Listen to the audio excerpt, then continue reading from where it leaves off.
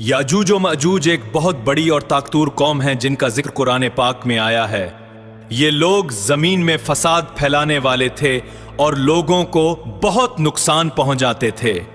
قدیم زمانے میں ایک نیک بادشاہ ذوالقرنین نے ایک مضبوط دیوار بنائی۔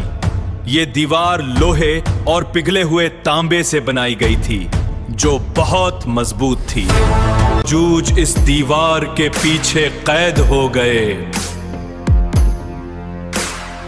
اور وہ ہر روز کوشش کرتے ہیں کہ اسے توڑ دیں،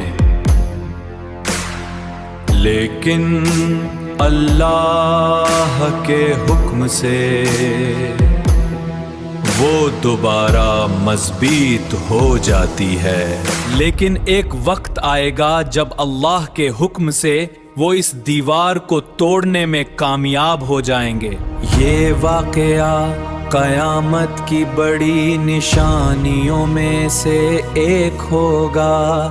اس وقت یہ لوگ زمین پر پھیل جائیں گے اور ہر طرف فساد کریں گے، کوئی بھی انہیں روک نہیں سکے گا۔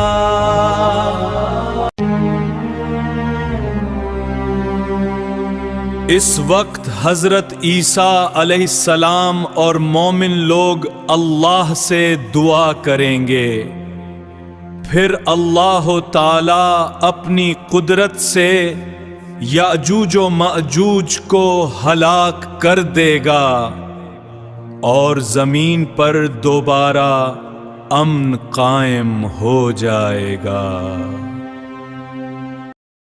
نتیجہ